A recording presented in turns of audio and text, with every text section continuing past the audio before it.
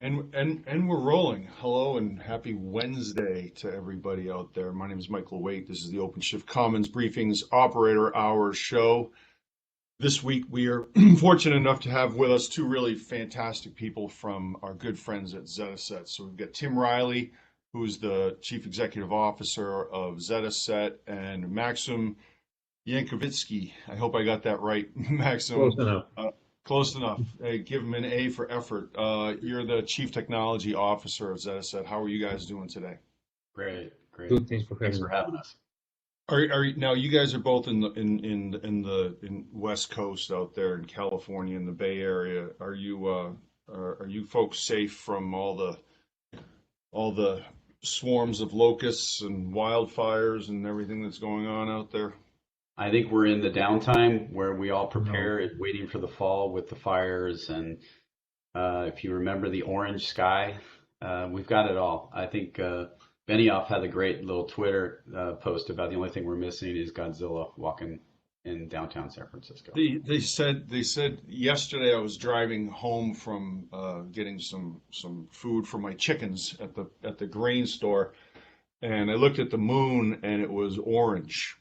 And I haven't seen an orange moon probably since the last time there were huge fires. So I guess the smoke from all these fires is all the way out here up in the Yeah, in the stratosphere and making the moon orange. it is crazy. Yeah, The fire season is probably going to start in about a month or so, month and a yeah. half.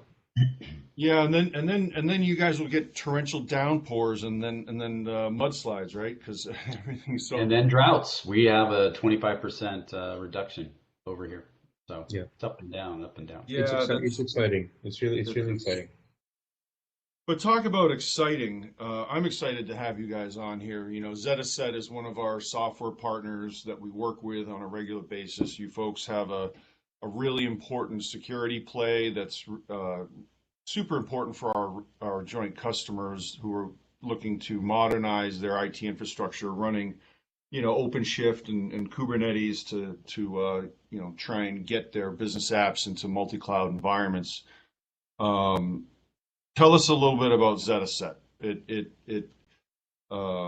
It's kind of an interesting name. Can probably be misinterpreted a little bit based on the name. I think Tim, when we were talking the other day, you were kind of explaining to me some of the rationale behind the name. Why don't you share that with everyone here? Yeah, thanks. Zetaset, when we, in the first iteration of Zetaset, we were dealing with Hadoop, another open source, and wrapping our security around that. And what we decided was we would show that we can deal with encryption and security around zettabytes of data and a data set. So you can see it fused together and we became Zetaset.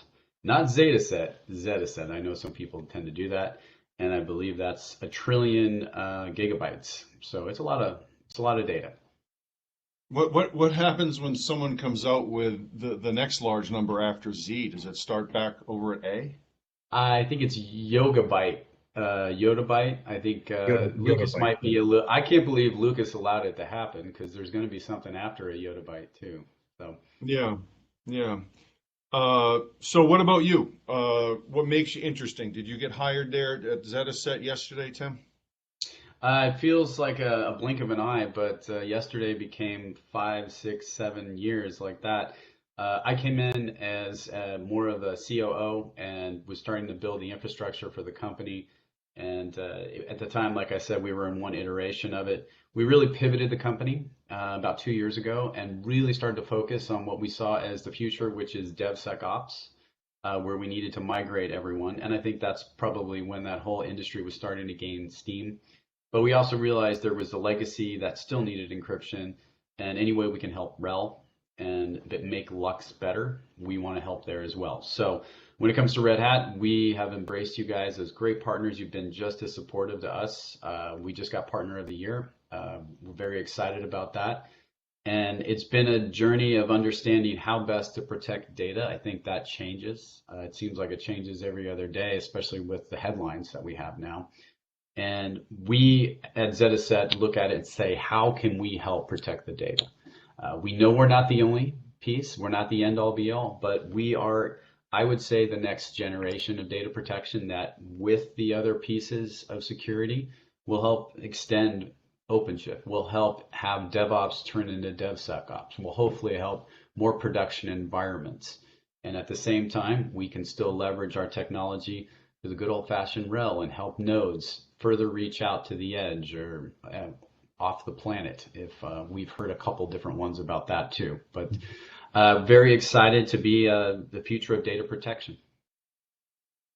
That's cool. And you talked about Lux, and I wrote that down. I'm assuming it's Lux is not spelled Lucks. Is that right? Yeah, correct. It's Luks. Yes. Yes. And So, for those of you, Maxim, if I get it right, Linux, is it Unified Key Unified Setup? key services. Service setup. All right, give me 3 out of 4. That's pretty good. Yep. 3 out of 4, exactly. Mike, if I may, a lot of people ask, because this is one of the fundamental pieces that goes from RHEL to OpenShift and how we really help protect the data. And what over the years we've heard, well, are you guys just replacing Lux? I mean, Lux comes with RHEL, so what's the point? And I love Maxim because Maxim and I just had this talk the other day. Maxim, tell them how you view Lux, because he was one of the guys that designed the wrapper around Lux that makes it even better. But Maxim, before you get there, tell us about you, right? So Of course. you're chief technology officer there. Right. You've been around at Zettaset for quite some time. How about you? Yeah, I started in Silicon Valley in 1996 working on enterprise databases. In 2004, I was interviewed and invited to join a company called Ingredient Networks, where we built and designed and built enterprise key managers, hardware-based at the time. Encryption and key management were just ramping up, and it was all hardware-based because performance impact was pretty dramatic. So we built that. Ingredient later got acquired by SafeNet. A couple years into my SafeNet tenure, I got a call from my old boss at Ingredient, said, we have this exciting company focusing on Hadoop and big data, and if you've driven Highway 101 north through the Silicon Valley, you probably saw Hadoop billboard saying it's gonna the little white elephant is gonna take over the big data market. And so come over, and Hadoop is a horror to deploy. We're trying to make it enterprise. We're trying to make it human friendly. So I joined Zettaset November 2014. I want to say 2012 actually, not 14. So November 2012. It's been a while. As Tim said, we've pivoted the company. We focused on encryption for legacy environment and more. Recently for the DevSecOps and microservice-oriented environments, and what's better to run microservices than Kubernetes and Red Hat OpenShift. So we're kind of in that space right now. Now, is that a native San Francisco accent I detect there? Not really. It's the accent from my previous life in Russia, that 26 years here, 28 years here this November didn't wash off. I could never. I keep asking Tim if I should take whatever the classes to remove the accent, and he insists that I keep it. I think it sounds better. You need your really smart Russian security guy. And, right? That's what I was going to say. I mean, it just adds that much more credibility, especially being CTO. So, Tim, you were just teeing up a question for Maxim there, and then I said, "Well, hold on a second. Let's find out who Maxim is." No problem. Yeah. I love how brilliant he is, so I jumped right over that. But you're absolutely right. I'm the guy who knows it, and everyone should know how smart he is. Right. To the point of I want to just make a point about Hadoop because it was open source, and then the other guys put a wrap around it like a Cloudera, like a Hortonworks. And then we were going to put encryption on it. And it just didn't pan out. We all know it just didn't pan out. Well, in version 2.0 of Zettaset, we are doing open source with another enterprise company. That company just happens to be called Red Hat. And I think there's a better breadth of integration, a more of a value prop, and just how we can help Red Hat grow, how we can protect data in Red Hat environments, OpenShift and RHEL. Now, I say that, and everybody will tell you, well, there's open source answers to data protection. How are you guys different? And what we see is the next question is, well, Lux, I hear all about LUKS and what makes you better or help them. And this is where I'm now going to pass it off to Maxim. So go for it. Yes, so I'll try to tell this old Unix joke that some of you guys may have heard, that if Unix was the airplane, then the way that the airplane would be built, everybody brings a little piece of it, puts it together, and tries to make it fly. And the point is, Unix is full of wonderful components, commands, tools, utilities. They're all doing an important bit, but they're doing separate and distinct bits, and they are pretty much standalone in that regard. And dmcrypt, which is the low-level crypto technologies that we use, and Lux are building blocks, as I call them. They're critical. They work together really, really well, but they're building blocks. They need connecting code. They need the glue code. You think encryption, you start thinking key management.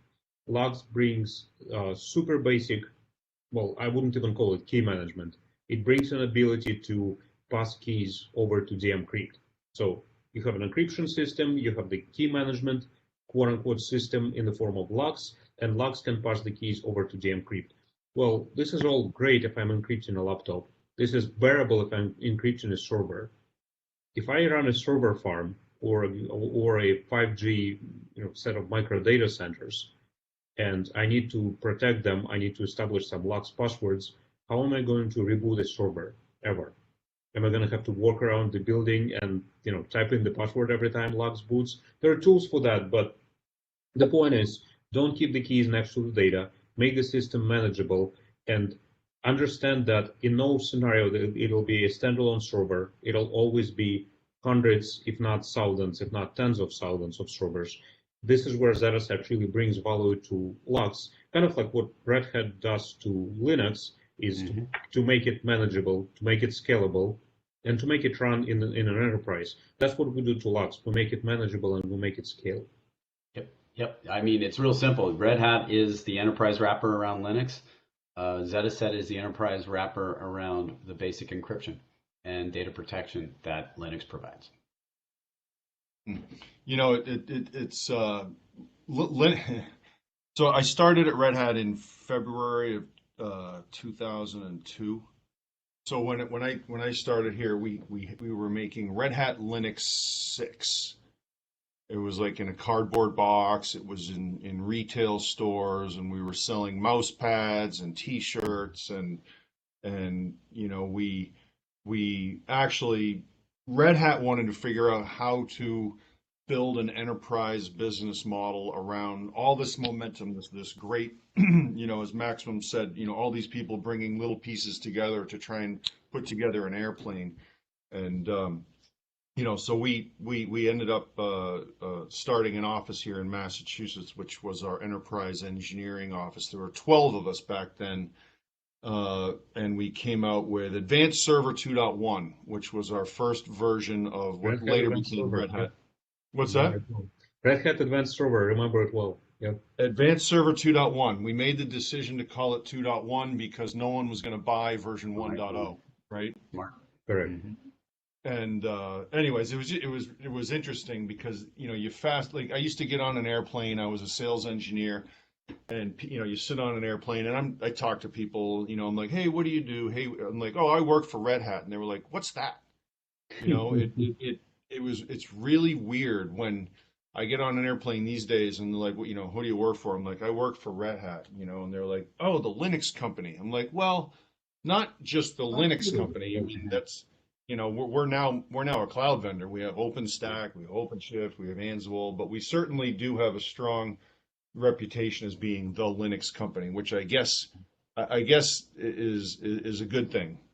So if you folks are the Red Hat of security, then I think that's also a great thing. And hopefully together, when people use Zettaset with OpenShift and other, Red Hat platforms will stop a lot of these security breaches that are shutting down pipelines all over the country. I want to get to that for sure. But can you tell us about your technology? So Zettaset's the company, right? We know who two of the executives are here, right here with Tim and Maxim. How do you call your product or product or products? Is it Zettaset? Is it the same as the company name? Is it different?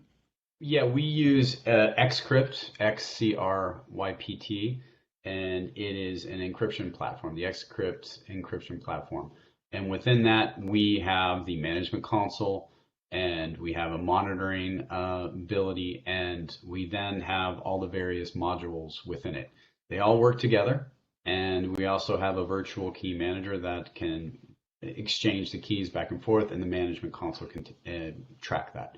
So it's a full package of crypto, and I like I said, I like to view it more as data protection, because when you start managing and watching data, whether it's encrypted or unencrypted, then you're more watching its data protection. And crypto just happens to be one facet of data protection.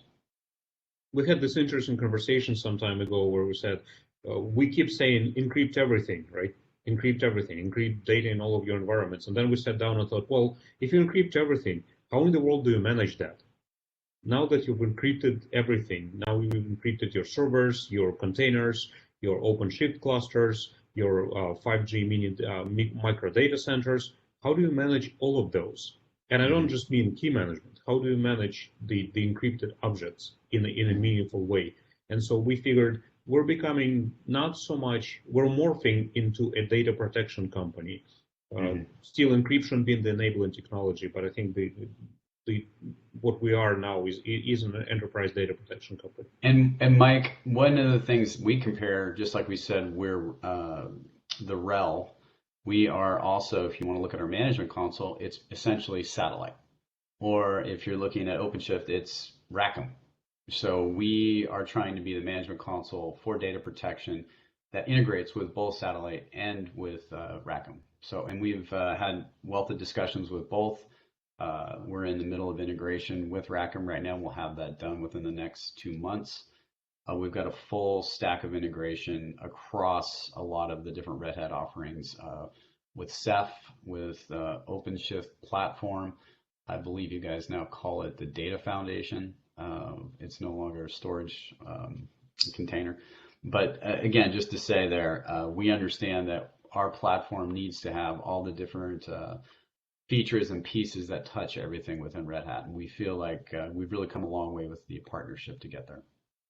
That's good. It's interesting you brought up satellite. I remember, I don't know, Maxim, you're familiar with our Advanced Server 2.1 product. Did you know Christian Gafton at Red Hat, Maxim? Do you remember him? No.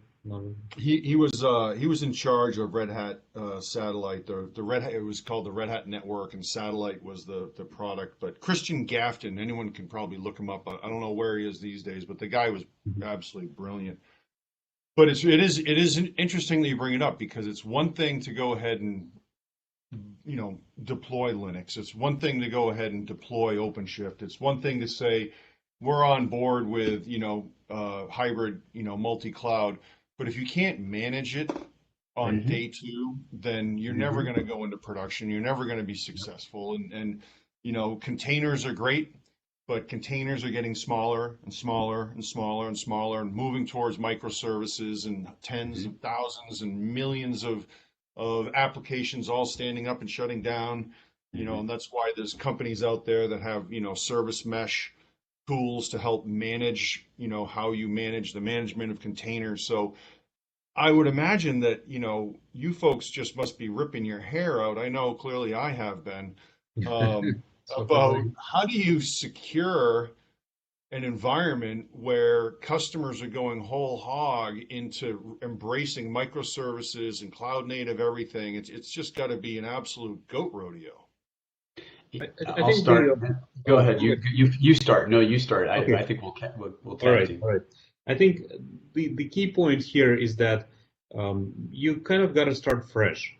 When you take your legacy application and you say, I'm going to make it run on Kubernetes, hopefully, and it's my strong hope and strong belief and an advice to whoever asks, don't take your legacy application and drop it into Kubernetes cluster and think that it'll just run and run better just because Kubernetes does all these wonderful things. There's a great picture about Kubernetes where there's this little cute thing above the water that says, oh, this is the best way to run microservices, and there's a huge monster underneath the waterline that has all this, service meshes, networking, container runtime, all these 50 different components that Kubernetes makes seamless, which is great, but you still have to remember that in order to take advantage of all this, you have to essentially re-architect your app to be microservice aware and to run on microservice. This is so very true about security and data protection as well. You cannot carry your data protection legacy that said,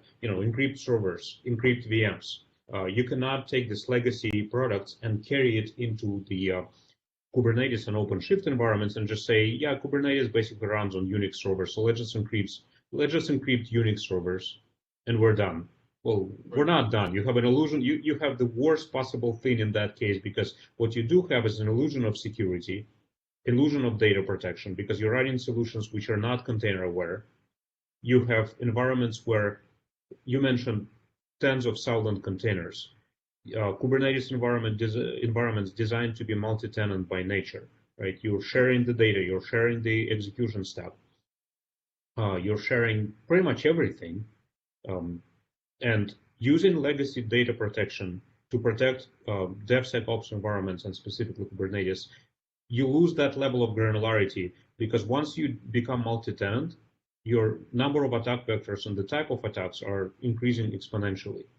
So what you don't want to see happen is one little tenant compromises one little container, and that exposes the entire OpenShift cluster or a set of clusters to a malicious user.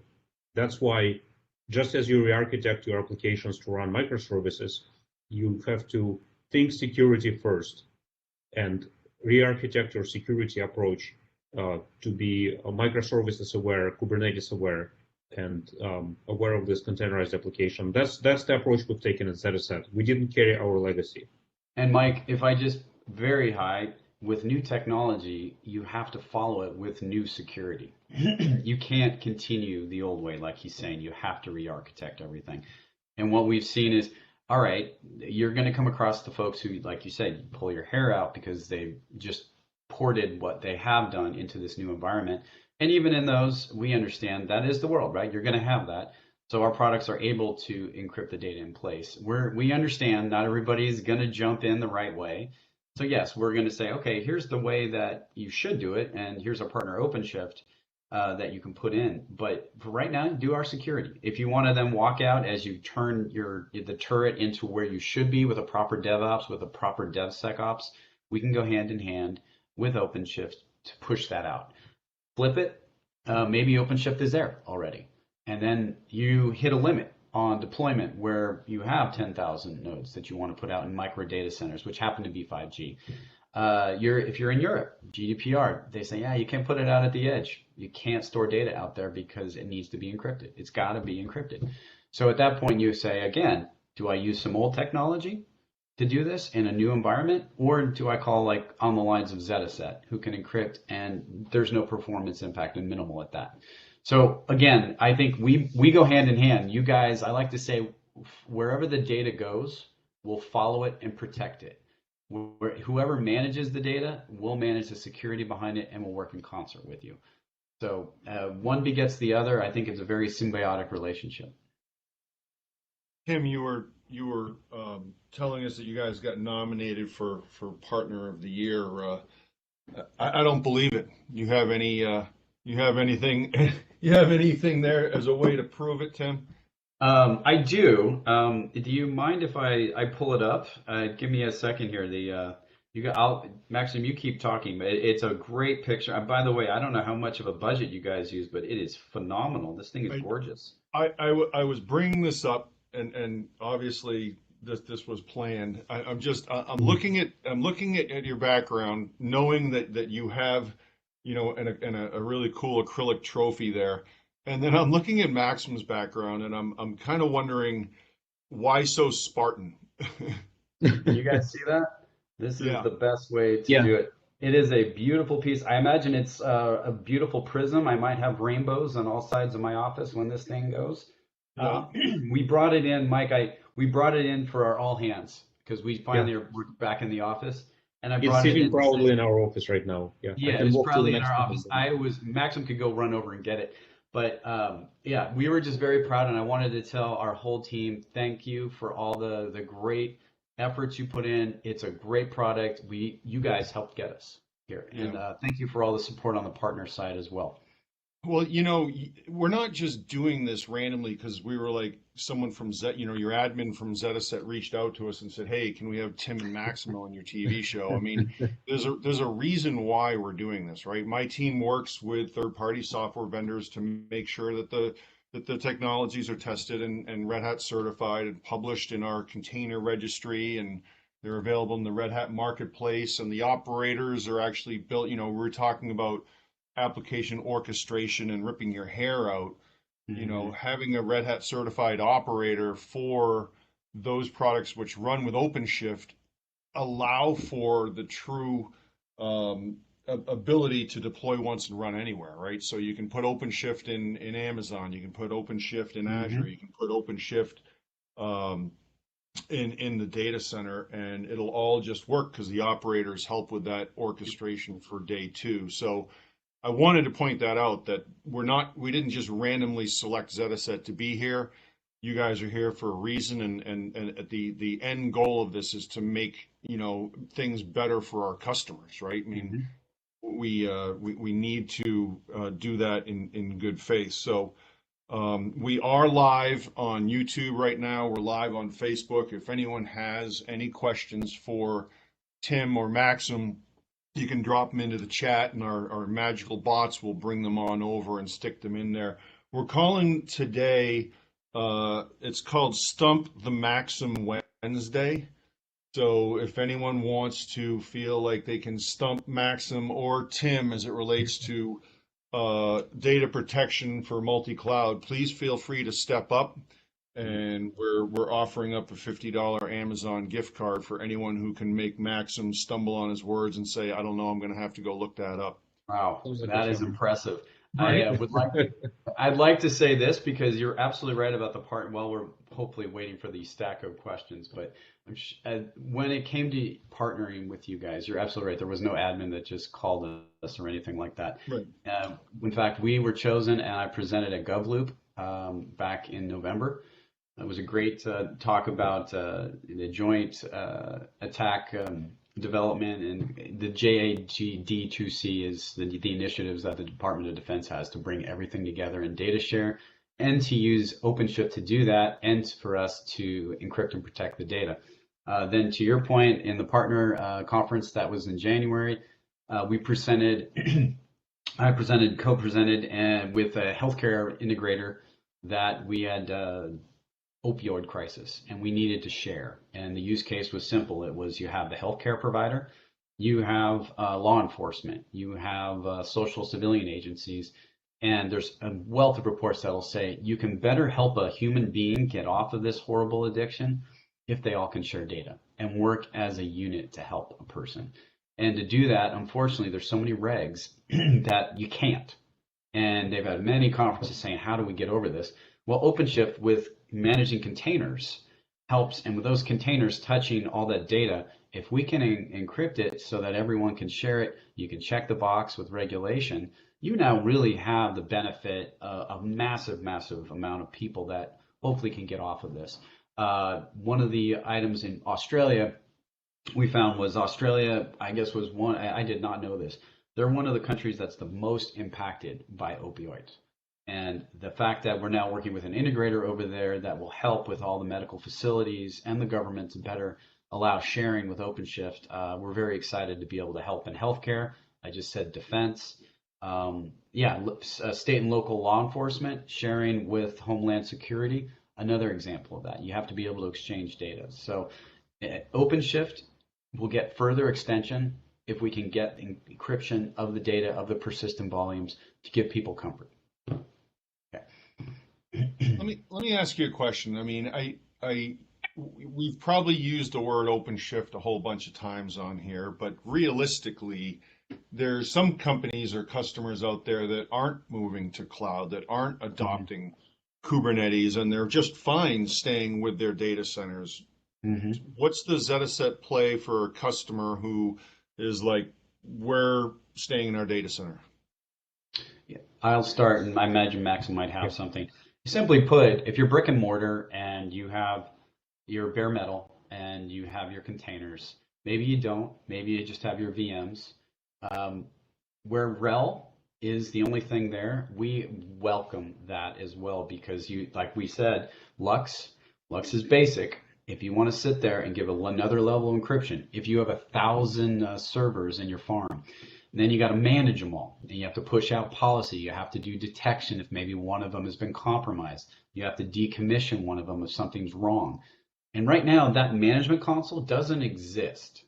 So we're able to allow Red Hat to now unite all of their deployments on servers with Lux. And then I want you to imagine the fact that you now have this, would call it amoeba of this network where everything is touched like an octopus. And to do that, you need our management console, and it's got to manage and monitor.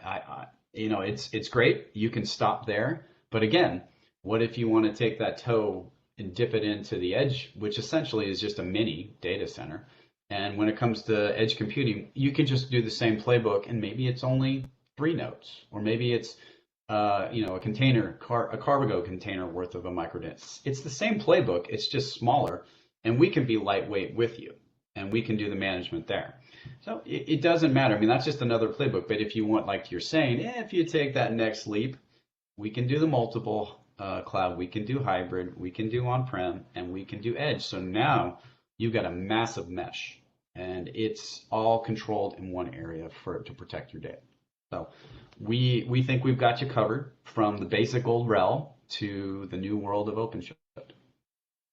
Now, Maxim was talking about, customers having to re-architect their legacy apps and make them, Kubernetes ready. I know certainly some of the larger SQL database vendors out there are trying to do that and having real challenges. So as a result, they're trying to bring the cloud to them as opposed to bring their SQL, database out to the cloud.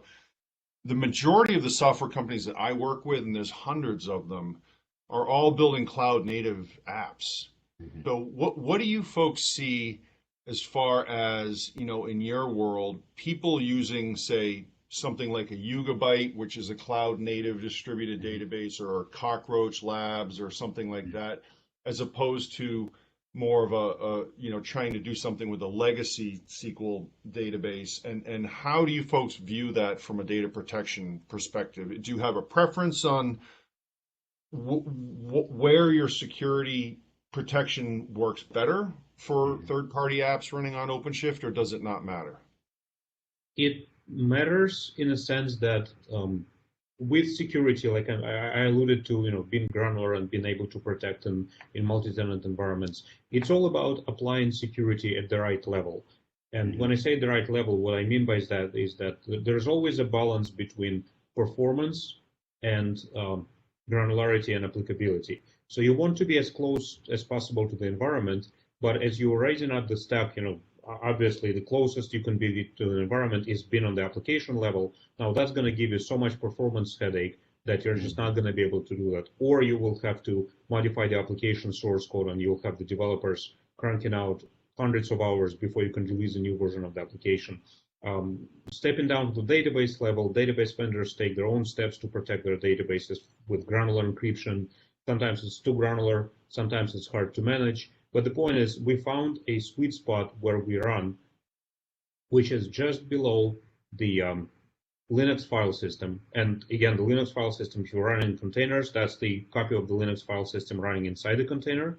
That's our persistent volume encryption.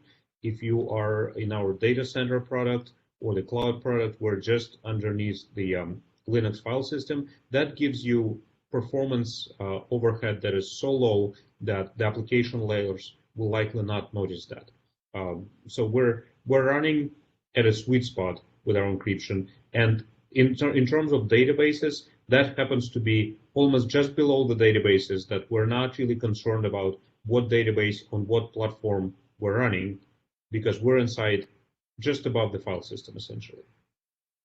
Now that that make you know what, we need to have you guys come back and do round two, because we haven't even gotten to the good part about having you folks explain to me and our listeners about what happened with those pipelines. And but you just said that you guys are right underneath the file system. So let me ask you this. There's a good friend of mine and Red Hat. His name's Dan Walsh. He's been in my office he's a distinguished engineer, and we affectionately call him Mr. SE Linux. So he's owned SE Linux, and he now he's actually Mr. Containers at Red Hat, but he was Mr. SE Linux for the last 17 years or so. I can't tell you how many times he's been somewhere and he's doing a talk and people are like, sure, we know how to work with SE Linux, we just turn it off. So if you Yeah. folks are just underneath the file system, how does SE Linux play, or does it, with your data protection technology? All of the, everything that's above us is really transparent to us. And in essence, think of it this way. Here's an example of what we do for permissions and access management. We don't really. What it means is that we leverage the host system, specifically Linux, of course, because it already has permissions. It already has authorization and access control, and there are other permission engines that run on top of it. SE Linux not being a permission agent per se, but it's essentially a restrictive environment where you can control access, you can control aspects of the system that runs above us. So whatever rules you have for the SE Linux, by the way, please don't disable SE Linux. That's a bad I idea. wasn't saying it. I'm just Right. telling you what We've seen Dan it. Walsh has been hearing for years and years and years. We've seen it so many times. I've seen it so many times where, by the way, people do that with firewalls as well. They run the service, firewall disable, or they stop the firewall because they could not get the proper port open. They cannot get the SE Linux rules configured correctly. They go and disable SE Linux. Bad idea, because once you disable it, it doesn't remind you that you have to be aware of its configuration, and then you forget when you deploy in production. So don't. That's less to you and more hopefully to people who are listening in. So SE Linux is not a problem to us. It's, in fact, we welcome it. We had two questions that were popped up in here. I'll just read them out for everyone, just in case they. You just mentioned a couple clouds. Why would a company choose Zettaset over AWS, KMS, EKS, ECS for cloud container Kubernetes data encryption? Okay, that's a good question. So let's talk about AWS KMS first. KMS is short for Key Management System. Key management systems have been around for a while.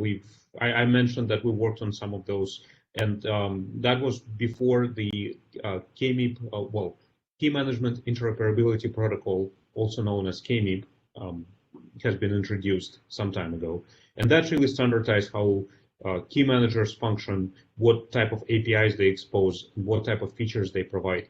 Now, AWS KMS, for whatever reason, has chosen not to be KMIP compliant. A few years ago, they said they would work towards KMIP compliance. I'd like to see that actually happen. But the biggest issue with AWS KMS is not so much with its feature set or its functionality or its compatibility. The biggest issue is that you trust your data to the cloud provider, not so much so you encrypt your data, right? You protect your data, you essentially put it in the cloud, but you put it in a safe. And then you turn around and give the keys to the safe to the same cloud provider you've just given your encrypted data to. Now, the question is, did you just encrypt because you wanted to say that you're encrypting your data?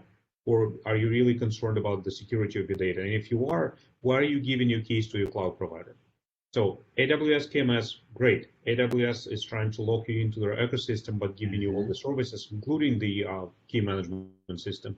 But if you're serious about your data, don't trust it to the cloud provider. And if you're encrypting your data, don't trust your keys to the cloud provider. Why would you choose Zettaset? Because that's exactly what we do.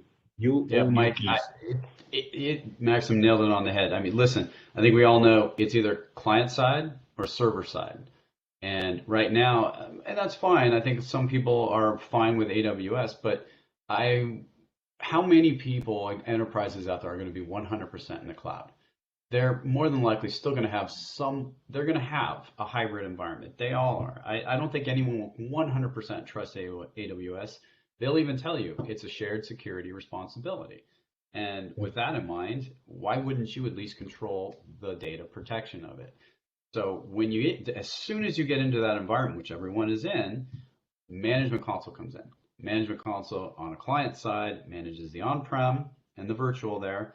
And we also touch the AWS KMS and are able to encrypt and manage what's up there. And you're still able to manage it and deal with it on the client side. I would want the crypto and the keys with me. I don't want them with them. There are plenty of value adds that AWS has. I question the security one when the vendor says it's a shared responsibility. That means they can point a finger at you. And I'd rather you control it completely on-prem. That's my 2 cents about it. And we're And not really. one other thing, if you do, sorry, Maxim, Yeah. if you decide to do 2, which multi-cloud, now you're really, what are you going to do? You're going to have 2 different key managers, and then you're going to try and bring that all together. Well, let's just keep it on-prem, use the management console again, touch Azure, touch Google, touch AWS, and then you can consolidate your policy for data protection in one place. Okay. Did you have anything else? I was just going to say, I think EKS, ECS for why would you use Zettaset for cloud native data protection? Well, because Zettaset does not tie into Amazon cloud. You can encrypt in any cloud. So you're getting multi-cloud or cloud agnostic right there. Okay, well, but I mean, aren't there a million companies that do what you do? I mean, everybody's a security vendor. You got, you Right. know, I'll just rattle off some of our other good friends, partners. You got Tremolo Security, Aqua Security, CyberArk, Endpoint Security with McAfee. Like, how many of our partners overlap with what you guys do? Very few, actually. In fact, we've looked at the landscape. We have an interesting slide that kind of lays down the landscape for specifically in that case container security.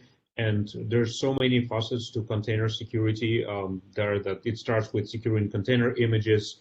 Then you have to secure credentials, you have to secure the continuous integration, continuous development pipeline.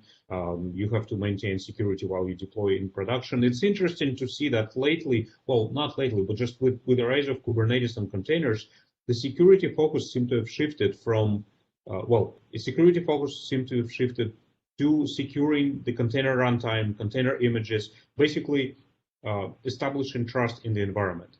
Mm-hmm. My fundamental question there is, well, isn't it all about securing the data ultimately? I mean, it's lovely to say I can trust my container stack. It's great to say I'm certified and I'm secure, and I know that there hasn't been a code injection into my container stack. But well, what if my data is compromised? What if my persistent volumes are compromised? Isn't it all about the data? And so with the security landscape there, it's a little bit like Unix. Everybody bring their own kind of piece of pie to the potluck. It's a little bit like StackRox does something, CyberArk does something. They focus on container image scanning. They focus on runtime analysis. They focus on compromise detection within the container stack. We focus on securing the data. Mm-hmm.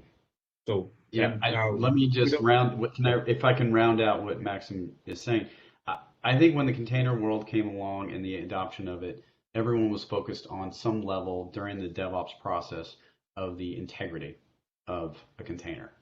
They were not focused on, like Maxim said, the end game is no matter what, if you have a bad actor, they don't care just about getting into a container. They care about getting in a container to get to the data.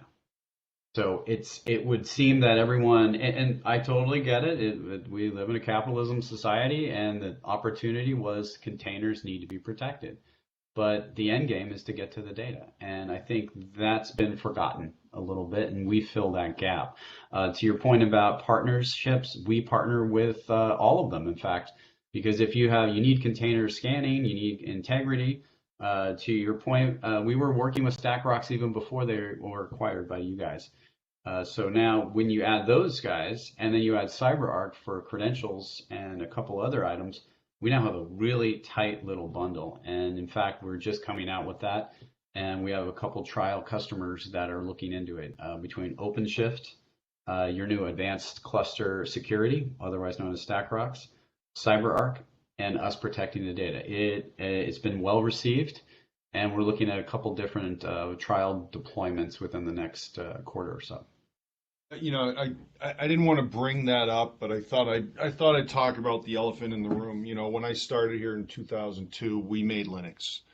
We didn't compete with anybody except Sun Microsystems, and you know, of course, once we bought JBoss, and we had to start competing against Oracle, and then we had to compete against IBM, and we had to compete against Microsoft, and at the end of the day, we're still here and firing on all cylinders, but now that we're a platform and we have a full platform portfolio of management, security offerings, is there any competitive overlap between the Red Hat StackRox component and Zettaset, or how would you, is it more of a complementary solution?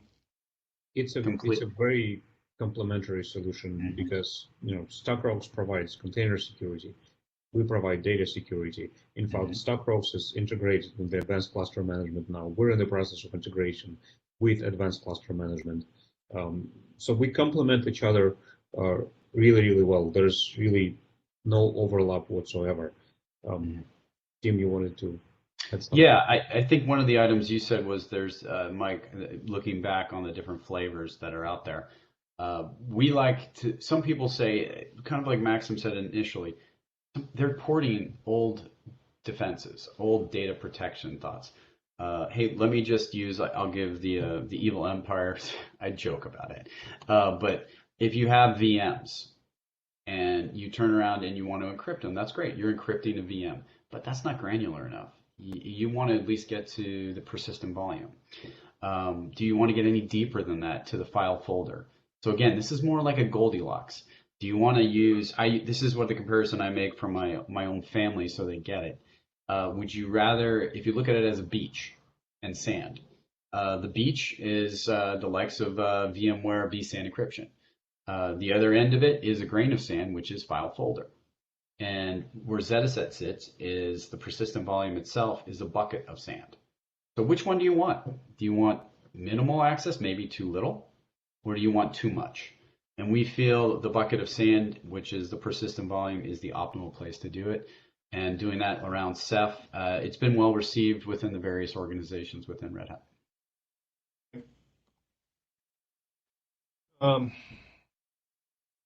We talked about your competitors. What about all the security problems that are going on around the world? I mean, are there more now than ever? And is it because of distributed computing and multi-cloud, or is it just because Twitter and the news channels are faster? Yeah, are the security threats and problems accelerating and becoming more prevalent, or do we just know more about them? Maxim, you want to go first? Go first. Yeah, it's actually both. Well, we know about more of them, and we learn about more of them faster because the media acceleration and the social networking and all the other ways to reach the audience. Security problems were always there, but you know, make no mistake, the computing power increases exponentially, right? The storage capacity increases exponentially. It's pretty much boundless, and the ways to compromise it, that also grows. I mean, talk about brute force attacks, right? Brute force attacks require massive computing power. Here you go. You have access to that computing power now. Your mobile phone is more powerful than some of the servers back in the day, right? So now you can use mobile phone to brute force things, like simple passwords. So just as security shouldn't stand still, just as the data evolution and the compute evolution doesn't stand still, so are the compromises, the bad actors, they don't stand still, they progress. And on top of it, all these modernized environments, more parallel computing, like you said, uh, microservice-oriented architecture. Think about every container as a potential attack surface that could be compromised, right? You used to have 1,000 computers in a large data centers. Now you can have 10,000 containers in one Kubernetes cluster, and you can have multitude of Kubernetes clusters. Every one of them is literally sitting there waiting to be attacked. Well, hopefully it's doing other things as well, but there's always somebody knocking on the door, always somebody scanning the ports, always somebody brute forcing the passwords. It just never ends. Mm-hmm. Data is the new gold, they say, the new oil. I have, there's one presentation I've done where if you look back at the Tower of London, it slowly and slowly grew bigger and bigger because they had to protect all that treasure, all the crown jewels. But the whole time, people were still trying to knock down that door. And I think back then it was a little harder, but now with all the different factors for powering it, like Maxim just said, the temptation is so great, it's never going to end. And we have to, it's a cat and mouse game. So how do we prevent what we can with our products combined with other products? And I think that's why we always like to say we're a solution sell with others and we partner with others.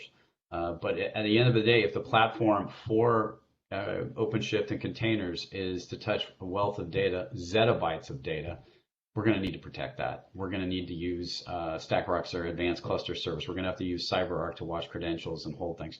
So yeah, let's keep scanning. Let's keep expanding what we touch, because the only way you can find the data is if you touch it. And if OpenShift is touching all this data, then we got to be there. We have to be there. By itself, OpenShift won't. We don't want to see bad press for you guys, nor do I want to see bad press. And that's the best way we can do it is let's protect Kubernetes. And I was going to ask about that. I mean, Kubernetes and OpenShift are not synonymous. I mean, OpenShift is a Kubernetes, commercial offering. There must be other vendors out there that you work with besides just OpenShift. Yes? Yes. Yeah, we feel that yes, if you're going to protect data, and you have to be somewhat agnostic, right? Sure. So yeah, we are we're part of the Cloud Native Compute Foundation. We're attending KubeCon. Hopefully I get to speak and we'll talk about some of the items there. And yes, that's all agnostic. That's all about fundamentally Kubernetes, and we want to see it move into production environments. And yes, we feel that Red Hat is probably ahead of the game compared to some of the other guys.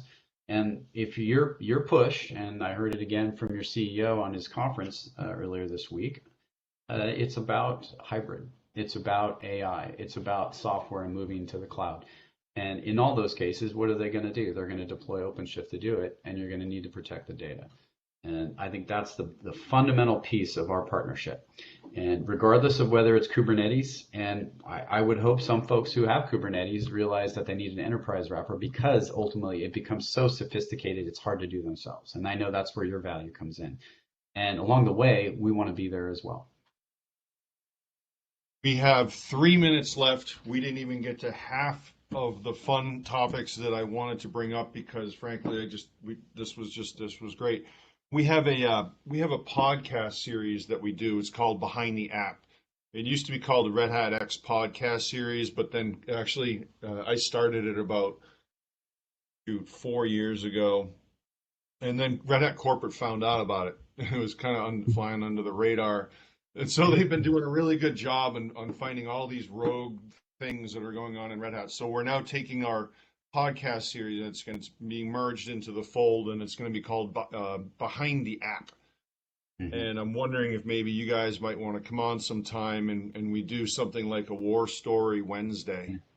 I'm kind of thinking that there could be a whole conversation around what do you folks see customers or prospects potentially making poor decisions and planning on going down a certain direction and then making, grave mistakes and having to turn around and start all over again. Mm-hmm. I would imagine that most companies I deal with have those types of war stories, and I know our listeners want to hear those types of things. So if you guys want to come on and do a podcast with us about that, I think it would be great. That'd be great. Absolutely. And I'll seed that with the thought that I think is critical there. Why there are so many security problems that we're hearing of late is that oftentimes security, unfortunately, is an afterthought. Yeah. People design environments and they think, oh, we just add security later.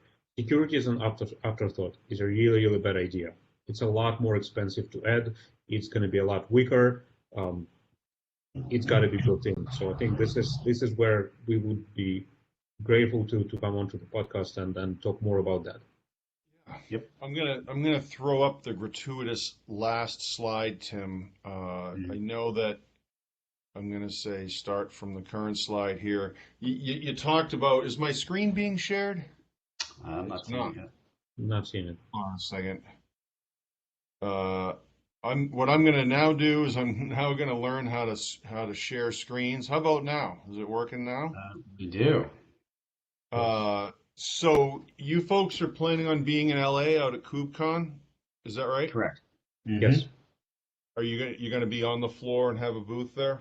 We do. We have a booth, and like I said, I'm waiting to hear if I got awarded a speaking engagement. I believe we're also in your OpenShift Commons. Did I get that right? Yeah. Diane Mueller. Diane Yep. Mueller's a terrific person. She's unbelievable. So yeah, I'm still waiting to hear back from the corporate team on what our policy is about going and being there in person. Hopefully we'll hear back soon. I'd love to stop by and check up with you guys at the Commons event and then also on the show floor. What else is going on here? Anything super exciting coming up? You guys IPOing next week or anything, or you have your own customer conference or something? Yeah, that would be great. I think the environment's great, but I think we need to get a little bit more lift with you guys and in different areas beyond just the Red Hat. It's coming. It's coming. But one thing I will say, what's interesting is we just came out with root OS encryption on that partition, which was something that when we looked into it, we were getting asked about the encrypt everything view of the world and everything on a server. And what you found was people were encrypting all the partitions with the data. They weren't encrypting the OS. And as we went around and looked, for whatever reason, all of that was pushed to the end with laptops and desktops and workstations. When it came to enterprise servers, it was missing. And we just finished up the product. We have our first customer. I'd love to say who it is, but we'll have to wait until they allow us to announce. But I think that's a whole nother level. And to Maxim's point, encrypt everything, and that includes the operating system. Great. Well, Tim and Maxim, thanks so much for coming on today. We literally need to do this again sometime. I want to get into all the actual applied implications of poor security practices. I know you know when you and I were talking about the pipeline and you know all that other stuff, and see how you folks might be able to help with that. But we are out of time. My producer is gonna give me the hook here. So thanks for coming today. This was great. It was a really easy conversation. You know, I usually get a little tense before we go, and I'm like, this is going to be like such an easy conversation with these guys today. So thanks for having us, Mike. Okay. Well, till next time, Michael Waite, when we're signing off. Have a good one, everybody. Take care. Take care.